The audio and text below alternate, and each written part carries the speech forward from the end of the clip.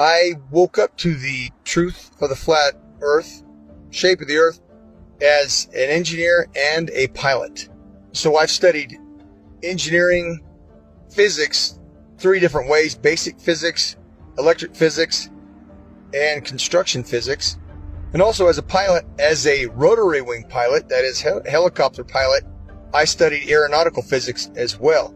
So I can cover and discuss just about any factor of flat earth.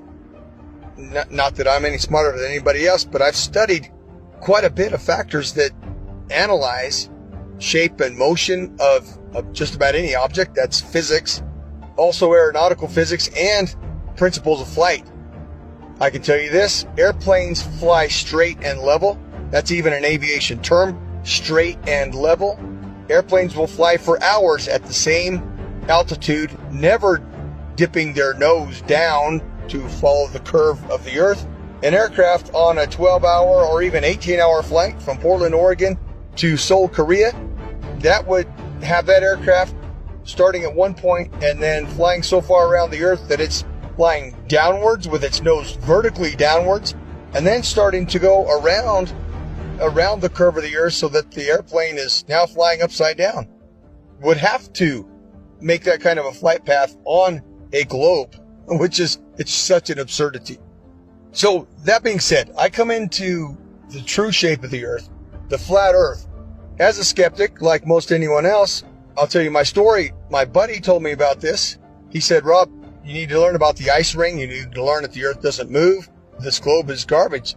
And I laughed at him. I said, "Are you kidding me? I'm not even gonna look into that." He said, "That's fine." He said, "That's fine. You don't have to look into flat earth.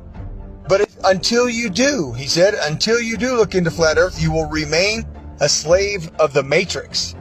And interestingly enough, at this point, this was more or less November, December 2015, I had already mentally resigned from the U.S. military for 3 years.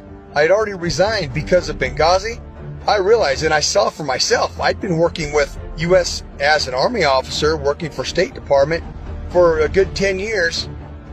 And so what I did, I turned my physics awareness, I turned my studies into analysis of the shape of the earth.